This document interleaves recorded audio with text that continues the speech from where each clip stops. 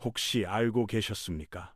임종을 앞둔 환자에게 마지막까지 투여되는 수액이 오히려 평온한 임종을 방해할 수 있다는 사실을 말입니다. 오늘 말씀드리고자 하는 이야기는 병원에서는 좀처럼 먼저 꺼내지 않는, 그러나 반드시 알아야 할 진실입니다.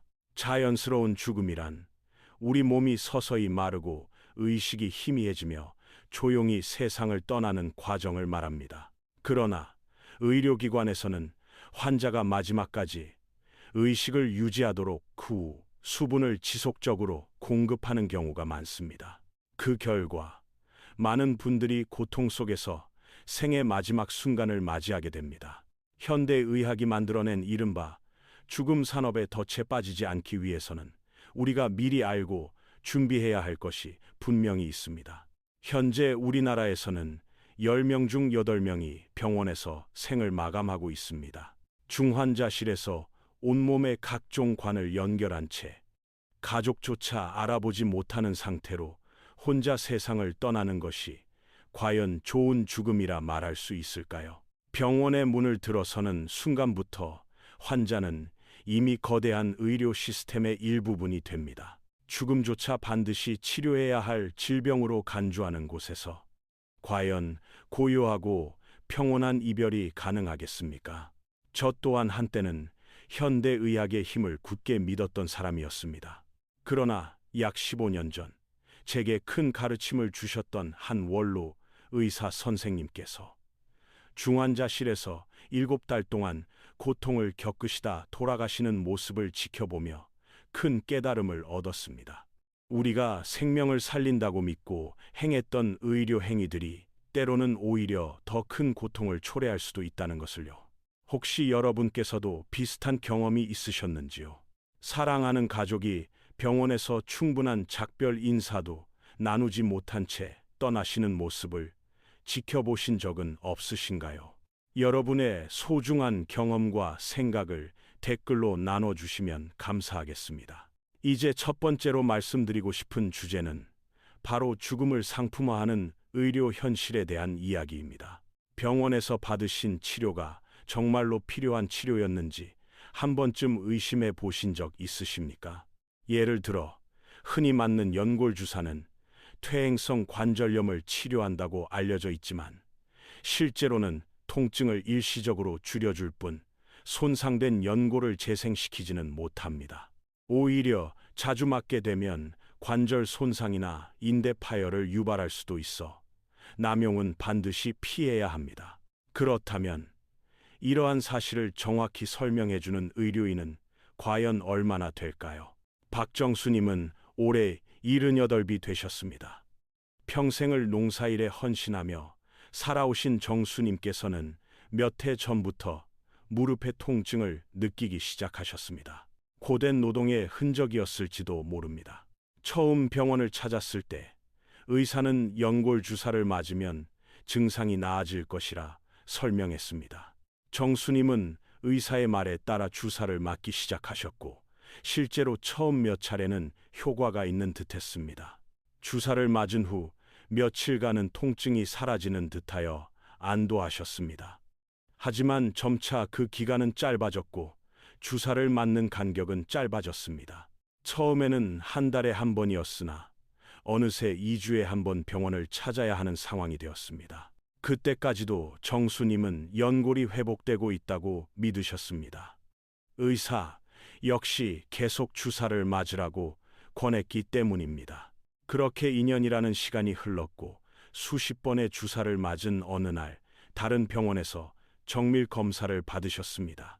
그곳에서 정수님은 충격적인 이야기를 들으셨습니다. 무릎의 상태가 좋아지기는커녕 오히려 관절 손상이 더 심해졌다는 진단이었습니다. 새롭게 만난 의사는 연골 주사가 근본적인 치료가 아니며 단지 일시적인 진통제 역할에 불과하다고 말했습니다. 그 말을 듣고 나서야 정수님은 지난 2년 동안 받아왔던 치료가 단순히 통증을 잠시 덮어두는 임시방편에 불과했다는 사실을 깨달으셨습니다. 정수님은 조용히 말씀하셨습니다. 그 돈이면 아들 결혼식에 보탤 수도 있었고 그 시간들이면 손주들과 더 많은 시간을 보낼 수 있었을 텐데요. 그 한마디에는 아쉬움과 후회가 깊이 배어 있었습니다. 사실 이런 경험은 정수님만의 이야기가 아닙니다. 건강검진을 받을 때 흔히 권유받는 CT 촬영도 마찬가지입니다. 많은 사람들이 CT 검사를 가볍게 생각하지만 한 번의 촬영만으로도 우리 몸은 강한 방사선에 노출됩니다. 그럼에도 불구하고 병원에서는 CT 촬영을 지나치게 쉽게 권합니다. 혹시 모르니 일단 찍어보자는 말과 함께 방사선의 위험성에 대한 설명은 거의 이루어지지 않습니다. 젊은 사람조차도 CT를 자주 찍으면 암발병 위험이 높아진다고 알려져 있습니다. 하물며 나이가 드신 분들에게는 그 위험이 훨씬 클 수밖에 없습니다. 모든 검사와 시술에는 분명한 목적과 효과, 그리고 부작용이 존재합니다. 그러므로 어떤 시술을 받기 전이든 반드시 그 내용에 대해 충분히 설명을 요구하셔야 합니다. 의료진 역시 이상적인 결정만을 하는 존재가 아닙니다. 그들 또한 수익 구조 속에서 움직이고 있다는 사실을 잊지 마시기 바랍니다. 환자에게 유익한 것과 병원에 이익이 되는 것이 항상 같지는 않다는 점 분명히 인식하셔야 합니다. 그리고 이제 우리가 이야기해야 할 또 다른 주제가 있습니다. 바로 연명 치료에 감춰진 고통에 관한 것입니다. 혹시 여러분은 인공호흡기가 환자에게 편안함을 줄 수 있다고 믿고 계신가요? 많은 의사들이 그렇게 말합니다. 하지만 그것은 사실이 아닙니다. 한번 상상해 보십시오. 자연스럽게 들이쉬고 내쉬는 호흡이 아닌 기계가 일정한 압력으로 강제로 폐에 공기를 밀어넣는 방식입니다. 환자의 가슴이 터질 듯한 압박 속에서 억지로 숨을 쉬게 되는 것입니다. 그것이 과연 편안함을 줄 수 있을까요? 김경애님, 올해 82살이 되신 분입니다. 평생을 재래시장에서 반찬 가게를 운영하시며 성실히 살아오셨고 자식들 교육을 위해 본인의 건강은 늘 뒷전이셨던 분이었습니다.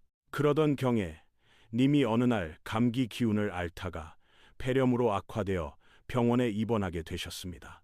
입원 후 며칠 지나지 않아 호흡이 불안정해졌고 의료진은 인공호흡기를 달아야 한다고 가족에게 설명했습니다. 다른 의사로부터 어머님이 숨쉬기 힘들어 하시니 인공호흡기를 달면 편해지실 겁니다. 라는 말을 듣고 조금의 망설임도 없이 동의했습니다. 어머니가 편해지신다는 말에 거부할 이유가 없었기 때문입니다. 오히려 조속히 시술을 진행해 달라고 부탁하기도 했습니다. 하지만 현실은 전혀 달랐습니다. 기계가 강한 압력으로 공기를 밀어넣을 때마다 경애님의 가슴은 마치 풍선처럼 부풀었고 얼굴은 일그러졌습니다. 경애님은 눈물을 흘리며 고개를 좌우로 흔들었고 고통스럽다는 듯 목을 손으로 만지며 무언가를 빼달라는 몸짓을 하셨습니다. 말은 하지 못했고 그저 몸으로 고통을 표현할 뿐이었습니다. 딸은 간호사에게 물었습니다. 어머니가 왜 이렇게 힘들어 하시나요? 간호사는 처음에는 다 그렇습니다. 시간이 지나면 괜찮아지세요 라고 말했지만 경애님은 끝내 적응하지 못하셨습니다. 결국 의료진은 진정제를 투여했고 경애님은 의식을 잃은 채 깊은 무의식 상태로 들어가셨습니다. 딸은 다시 의사에게 조심스레 물었습니다. 어머니가 다시 깨어나실 수 있을까요? 그러나 돌아온 대답은 애매했습니다. 지켜봐야 합니다라는 말뿐이었습니다. 그렇게 하루하루가 흘렀고 어느덧 3달이 지났습니다. 경애님은 끝내 의식을 되찾지 못하셨습니다. 간혹 눈을 뜨는 듯한 순간도 있었지만 아무도 알아보지 못했고 반응도 없었습니다. 마지막에는 선망 상태에 빠져 헛소리를 하시며 손을 허공에 허우적거리셨습니다. 가족들도 더 이상 알아보지 못하는 상태에서 그렇게 생의 마지막을 맞이하셨습니다. 딸은 지금도 그 시간을 떠올리며 자책합니다. 어머니의 마지막 3달을 무의미한 고통으로 채워버렸다는 생각에 마음이 무겁다고 말합니다. 사실 인공호흡기를 견디기 위해서는 자발적인 호흡을 막고 깊은 진정 상태로 환자를 유도하는 약물을 투여해야 합니다. 말도 못하고 눈빛도 손짓도 닿지 않는 그 상태는 과연 생명을 살리는 일일까요? 아니면 또 다른 이름의 고문일까요? 중환자실에서 가족을 떠나보낸 많은 분들이 공통적으로 하는 말이 있습니다. 사랑하는 부모님이 온몸에 관이 주렁주렁 달린 괴물 같은 모습으로 돌아가셨습니다. 이것이 우리가 마주하고 있는 현실입니다. 지난 10년간 중환자실 치료를 받은 환자들의 생존율은 크게 변하지 않았지만 시술의 수는 꾸준히 증가해 왔습니다. 2003년에는 한 명의 환자가 평균 3개의 시술을 받았지만 2023년에는 7개에 달합니다. 특히 80세 이상 고령 환자의 경우 중환자실에 입원해도 절반 이상은 생존하지 못합니다. 그런데도 시술은 계속 늘고 있습니다. 왜일까요? 사전 연명의료 의향서를 작성할 때는 단지 문서 한 장에 서명하는 것으로 끝내서는 안 됩니다. 그 안에는 오늘 우리가 이야기한 이와 같은 구체적인 상황들에 대한 나 자신의 의사를 명확히 표현할 수 있어야 합니다. 그러나 의향서만으로는 한계가 있기에 반드시 가족들과 충분한 대화를 나누는 것이 중요합니다. 나의 뜻을 가족들이 정확히 알고 있어야만 내가 결정한 방식대로 삶을 마무리할 수 있기 때문입니다. 이제 세 번째로 말씀드리고 싶은 주제는 왜 집에서의 임종이 더 평화로울 수 있는가에 대한 이야기입니다. 혹시 여러분께서는 자신의 생을 어디에서 마무리하고 싶으신가요? 많은 분들께 이 질문을 드리면 대부분 나는 내 집에서 떠나고 싶다고 말씀하십니다. 익숙한 공간, 사랑하는 가족의 곁에서 마지막 순간을 보내고 싶다는 자연스러운 바람이지요. 하지만 현실은 그렇지 않습니다. 우리나라에서는 100명 중 80명이 병원에서 생을 마감하고 있습니다. 가족과의 작별 인사도 없이 낯선 의료 장비들 속에서 객사하는 경우가 대부분입니다. 연구에 따르면 병원이나 중환자실에서 임종하는 것보다 가정에서 임종하는 경우 삶의 질, 신체적 편안함, 심리적 안정감 등 모든 면에서 훨씬 긍정적인 결과를 보인다고 합니다. 더 놀라운 사실은 가족에게 남겨지는 상처에 관한 통계입니다.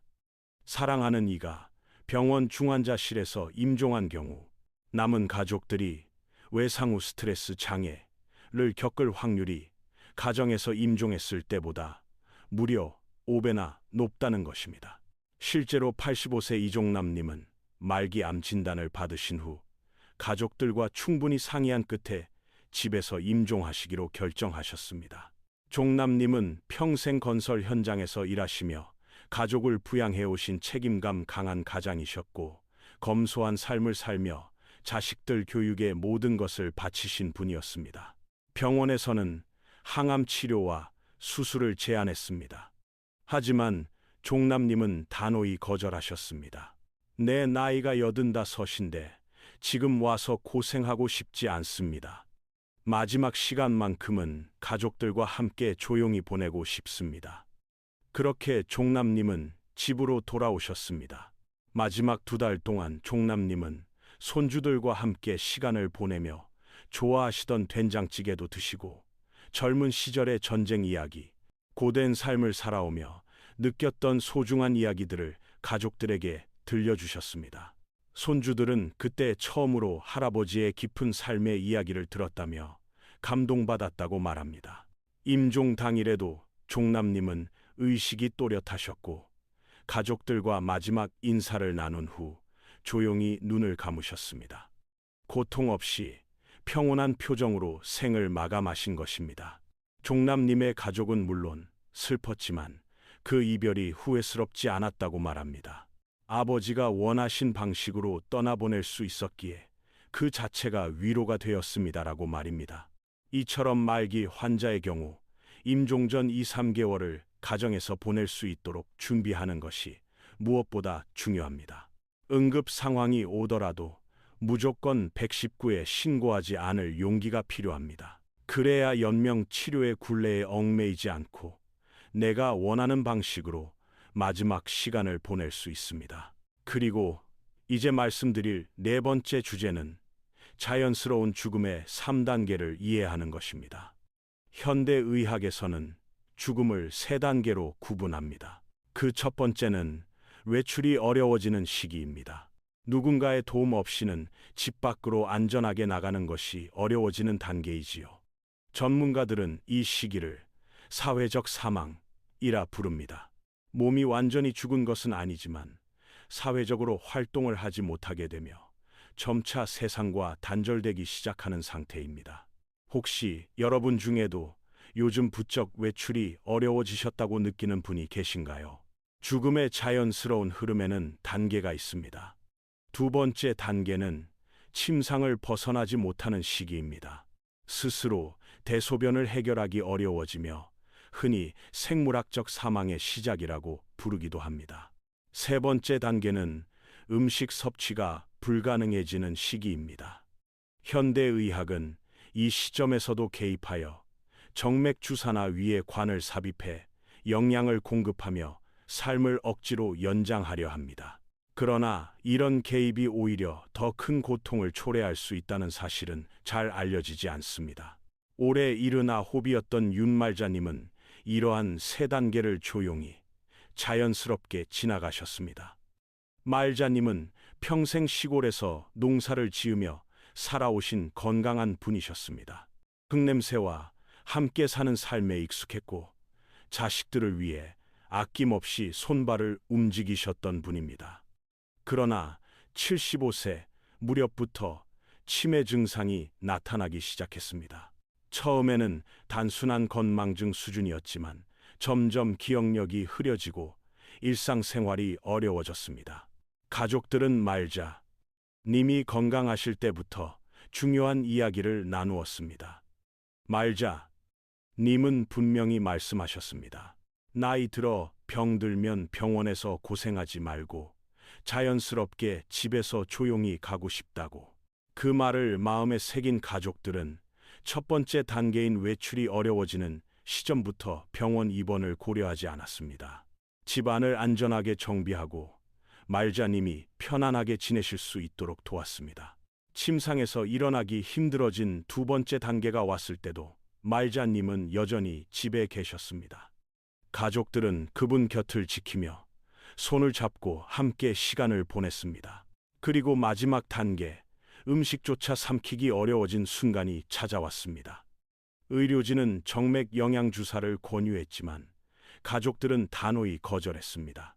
말자 님이 생전에 남기신 뜻을 존중하기로 했기 때문입니다. 그 선택은 결코 쉽지 않았지만 말자님은 마지막까지 고통 없이 평온하게 시간을 보내셨습니다. 억지로 음식을 넣거나 수액을 공급하지 않았기에 몸은 자연의 흐름에 따라 천천히 마무리를 향해 나아갔습니다. 가족들은 그 곁에서 말자 님의 손을 잡고 옛날 이야기를 들려드렸습니다. 의식은 흐릿했지만 말자님은 가족들의 목소리를 들으며 편안한 표정을 지으셨습니다. 이처럼 각 단계별로 의료 개입을 거부한다는 의사를 미리 명확히 표현하는 것이 무엇보다 중요합니다. 가족들은 죄책감이나 주변의 시선에 흔들릴 수 있지만 때로는 자연스러운 과정을 거스르는 것이 오히려 더 큰 고통을 낳을 수 있다는 사실을 기억해야 합니다. 그리고 이제 말씀드릴 다섯 번째 주제는 임종 직전 나타나는 신체적 변화를 이해하는 것입니다. 임종이 가까워지면 신체는 여러 신호를 보냅니다. 임종 일주일 전쯤부터는 의식이 흐려지거나 졸림, 자극에 대한 반응 저하, 수축기 혈압 감소, 입안 건조 등의 증상이 나타납니다. 이러한 변화를 미리 알고 있으면 당황하지 않고 차분히 대처할 수 있습니다. 특히 임종 하루 이틀 전이 되면 혈압은 더 현저하게 떨어지고 숨소리는 달라집니다. 가슴에서 끓는 듯한 소리가 나며 눈을 위로 치켜뜨거나 초점 없는 시선을 보이기도 합니다. 이때 들리는 끓는 듯한 소리를 의학적으로 임종 천명이라 부르는데, 이는 신체 기능이 쇠약해져 가래나 분비물을 뱉어내거나 삼키지 못해 생기는 현상입니다. 정혜원님은 올해 83이셨습니다. 당뇨 합병증으로 인해 오랜 세월 동안 몸이 많이 약해지신 상태였고, 가족들은 언젠가 이별의 순간이 올 것이라는 사실을 알고 있었습니다. 그래서 더 늦기 전에 준비하기로 마음먹었습니다. 혜원님의 가족들은 의료진과 함께 임종에 앞서 나타날 수 있는 여러 증상들에 대해 미리 교육을 받았고, 죽음이라는 과정이 어떤 변화와 함께 다가오는지에 대해 차분히 공부했습니다. 어느 날 혜원님에게 임종 천명이라고 불리는 끓는 숨소리가 나타났을 때 가족들은 놀라지 않았습니다. 당황하거나 두려워하지 않았습니다. 이것이 고통의 신호가 아니라 자연스러운 이별의 흐름이라는 것을 알고 있었기 때문입니다. 오히려 가족들은 혜원님의 손을 따뜻하게 잡고 조용히 말씀드렸습니다. 아버지, 정말 평생 고생 많으셨어요. 이제는 편히 쉬세요. 이 시점에서 혜원님은 의식이 거의 없는 혼수 상태였고, 불편함도 거의 느끼지 않는다는 것을 가족들은 알고 있었습니다. 그래서 불필요한 조치나 무리한 병원 이송은 하지 않았습니다. 억지스러운 연명 시도 대신 혜원님이 평생 지켜온 삶의 품격을 끝까지 존중하고자 했습니다. 그렇게 혜원님은 사랑하는 가족들의 손길 속에서 조용히 숨을 거두셨습니다. 이처럼 이런 말기 증상들이 고통이 아니라는 점을 가족들이 미리 이해하고 준비할 수 있다면 마지막 순간을 훨씬 더 평화롭고 의미 있게 맞이할 수 있습니다. 반면 이 시점에 병원으로 이송하게 되면 연명 치료가 시작됩니다. 가족 중 누군가가 감정적으로 버티지 못하고 뭔가라도 해주세요라고 외치는 그 순간부터 모든 흐름은 바뀌게 됩니다. 6번째로 말씀드릴 주제는 탈수와 단식이 임종 과정에서 지극히 자연스러운 현상이라는 이해입니다. 일반적으로 우리는 물을 못 마시면 큰일 난다, 탈수되면 고통스럽다고 생각합니다. 그러나 실제로 말기 환자는 물조차 삼킬 수 없는 단계에 이르렀을 때 갈증을 느끼지 않습니다. 이 시점이 바로 삶이 얼마 남지 않았다는 신호이며, 억지로 수액을 공급하거나 영양주사를 놓는 것은 오히려 신체에 부담을 주고 고통을 늘릴 수 있습니다. 몸은 더 이상 외부의 자극이나 에너지를 요구하지 않으며 내면의 시간 속으로 천천히 가라앉는 중입니다. 불가에서는 이 과정을 해탈이라 부릅니다. 법정 스님은 열반에 들기 전 스스로 곡기를 끊고 죽음을 맞이하셨습니다. 죽음을 단지 육체의 소멸이 아닌 집착과 미혹을 끊는 마지막 여정으로 바라보았던 것입니다. 이 또한 자연스러운 죽음의 모습이라 할 수 있습니다. 김도윤 선생 역시 같은 길을 걸으셨습니다. 일생을 독립운동에 헌신하셨던 김 선생은 마지막 순간까지도 주변에 부담을 주지 않기 위해 임종 전 21일간 물만 드시며 스스로를 준비하셨습니다. 주변 사람들에 따르면 선생께서는 마지막에 관장까지 마치고 돌아가셨기에 따로 염할 필요도 없었다고 합니다. 준비된 죽음이란 그렇게 깔끔하고 조용할 수도 있습니다. 가족들에게는 무언가라도 해줘야 하지 않나라는 강박이 따릅니다. 그러나 가장 큰 사랑은 때로는 아무것도 하지 않는 것에서 시작됩니다. 억지로 무언가를 하지 않겠다는 결심, 그 자체가 마지막을 존엄하게 만들어줍니다. 우리는 이제 죽음에 대한 사회적 인식의 변화가 필요합니다. 한번 생각해 보십시오. 언제부터 죽음이 이렇게 무섭고 멀리해야 할 일이 되었을까요? 현대 사회는 죽음을 점점 일상에서 분리시켜 외주화해버렸습니다. 마치 도축장이 생긴 이후 사람들의 눈앞에서 동물의 죽음이 사라진 것처럼 말입니다. 여러분도 기억하시나요? 예전엔 집에서 키우던 가축을 스스로 잡아먹었습니다. 죽음은 삶의 일부였고 익숙한 것이었습니다. 지금 우리는 그 죽음을 너무 멀리 두고 살아가고 있는 건 아닐까요? 그 시절에는 적어도 가축에게 미안함과 고마움을 표현했습니다. 설날이나 추석 같은 명절이 다가오면 직접 닭을 잡으면서도 고맙다, 잘 먹을게 하고 마음을 담아 인사했습니다. 죽음이 우리 삶 가까이에 있었기에 우리는 자연스럽게 생명의 무게를 느낄 수 있었습니다. 그러나 도축장이 생기고 동물의 죽음이 외주화되면서 고기는 단지 마트에서 사는 상품이 되어버렸습니다. 그 결과 공장식 축산이 표준이 되었고 우리는 더 이상 소나 돼지, 닭을 생명으로 느끼지 않게 되었습니다. 이와 마찬가지로 병원이 죽음을 독점하게 되면서 우리 역시 죽음을 직접 준비할 기회를 잃어버렸습니다. 예전에는 할머니, 할아버지가 집에서 임종하시는 모습을 지켜보며 아이들도 자연스럽게 죽음을 배웠습니다. 누군가의 죽음이 두렵고 낯선 것이 아니라 삶의 일부로 받아들여졌던 것입니다. 하지만 지금은 어떻습니까? 죽음은 철저히 병원 안에 감춰져 있습니다. 의료 장비 뒤에 숨겨지고 관리 대상이 되어버렸습니다. 이는 생명의 자연스러운 순환을 거스르는 일입니다. 죽음이 일상에서 분리되고 외주화되면서 죽음은 또 하나의 비즈니스로 재탄생하게 되었습니다. 환자가 집을 떠나 병원에 실려가는 순간부터 환자는 병원의 자동화된 시스템 속으로 들어갑니다. 마치 컨베이어 벨트에 오른 듯 검사와 처치, 약물 투여와 시술이 이어집니다. 그 속에서 한 사람의 생은 조용히 지워집니다. 그래서 꼭 기억해야 할 것이 있습니다. 좋은 죽음의 3가지 조건. 그것은 첫째, 불안함에서 벗어날 것. 둘째, 혼자 임종하지 않을 것. 셋째, 사랑하는 사람들과 함께 있을 것. 이 3가지가 갖춰져야 우리는 진정 평화로운 죽음을 맞을 수 있습니다. 여러분은 이 중에서 무엇이 가장 중요하다고 생각하시나요? 물론 어느 것 하나 빠져서는 안 됩니다. 그런데 중환자실에서는 이 3 조건을 모두 갖추는 것이 거의 불가능합니다. 중환자실은 24시간 기계음이 울리는 공간입니다. 가족의 면회 시간조차 제한되어 있어 환자는 대부분을 혼자 보내야 합니다. 환자의 몸은 각종 기계와 관으로 뒤덮여 있으며 불안과 고립감 속에서 방치됩니다.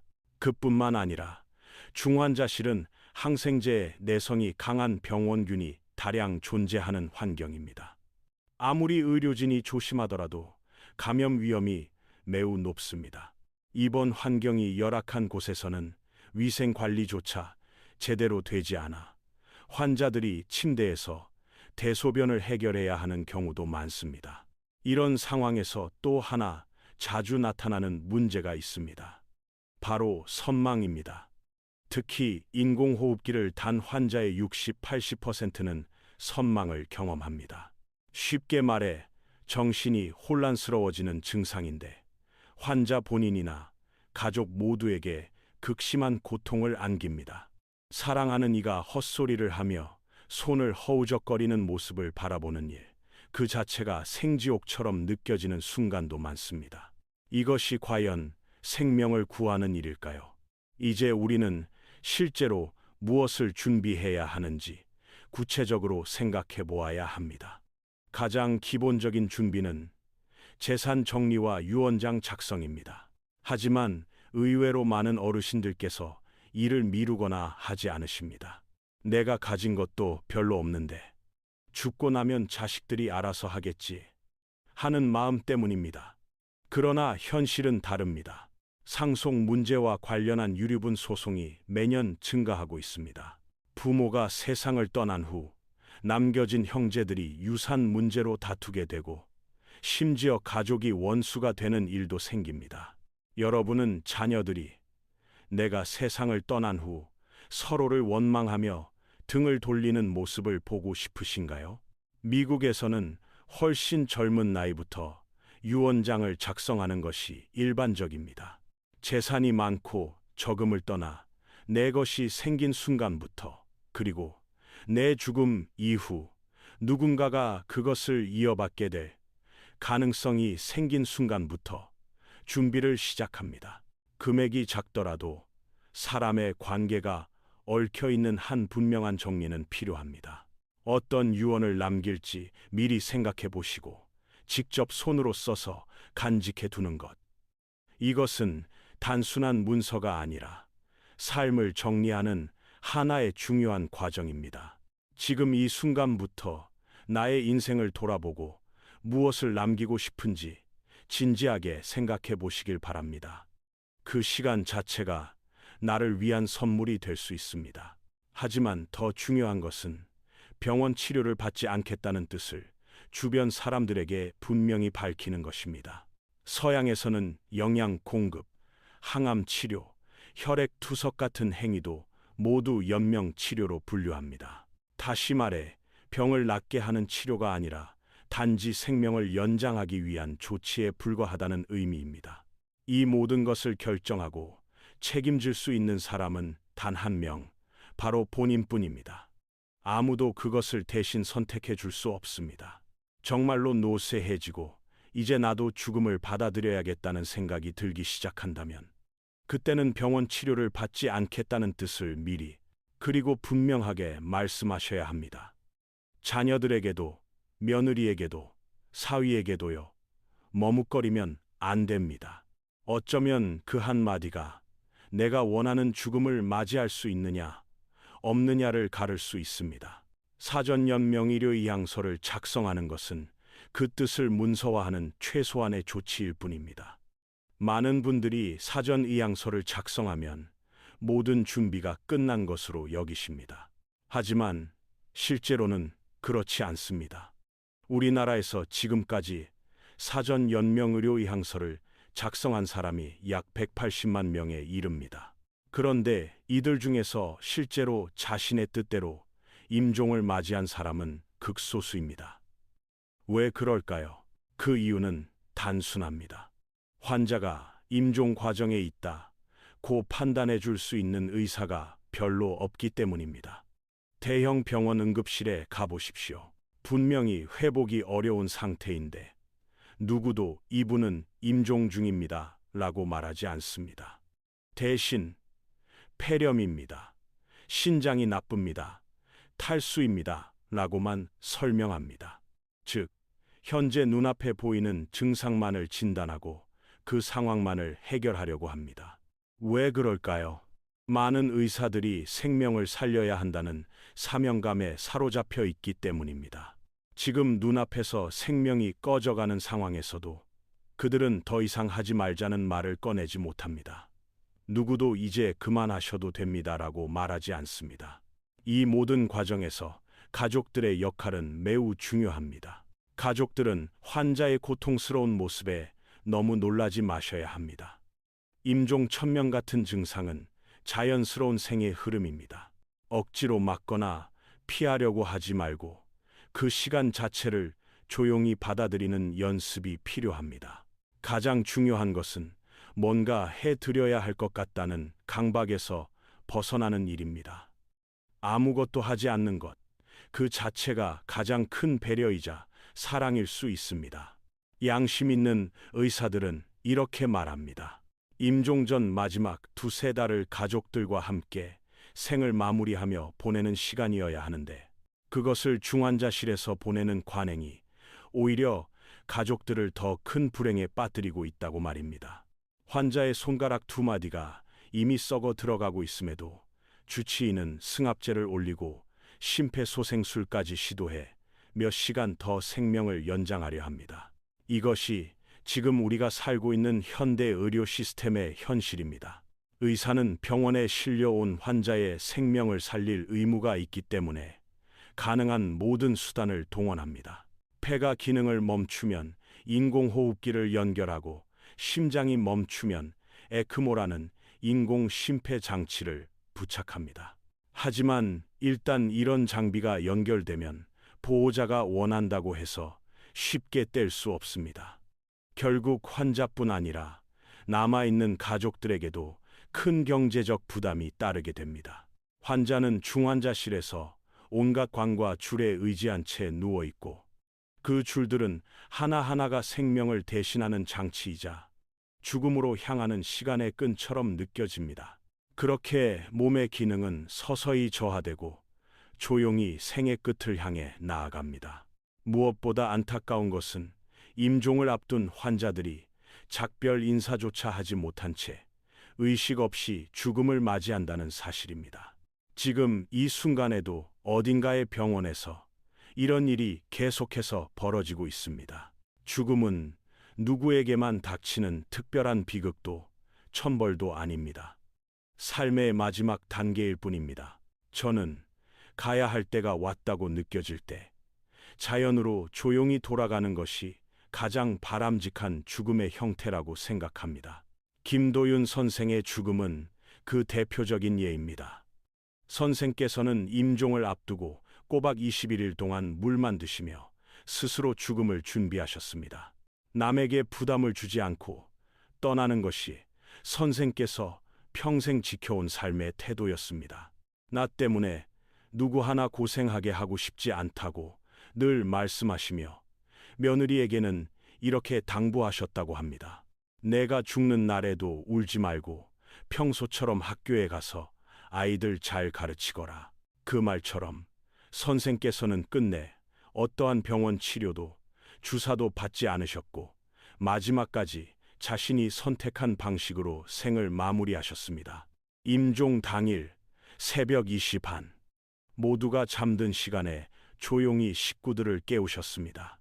병원으로 가서 평소와 다름없이 침대에 누워 가족들과 도란도란 이야기 나누시다가 마치 잠깐 눈을 붙이듯 조용히 세상을 떠나셨습니다. 그분의 입가에는 생전의 손녀와 함께 지으며 자주 보였던 행복한 미소 자국이 그대로 남아 있었고 눈가에는 마지막까지도 잃지 않았던 맑고 단단한 빛이 스치듯 비쳐 있었습니다. 이것이야말로 인생의 철학이 깃든 죽음, 한 사람의 삶이 끝나는 그 순간까지도 존엄함을 지킨 모습이었습니다. 죽음은 두려움의 대상이 아니라 누구나 반드시 마주할 삶의 일부입니다. 그러니 오늘부터는 그 순간을 피하지 말고 마음을 준비하는 연습을 시작해 보시기 바랍니다. 그리고 지금 이 순간 곁에 있는 소중한 사람들과의 시간을 더 귀하게 여기시길 바랍니다.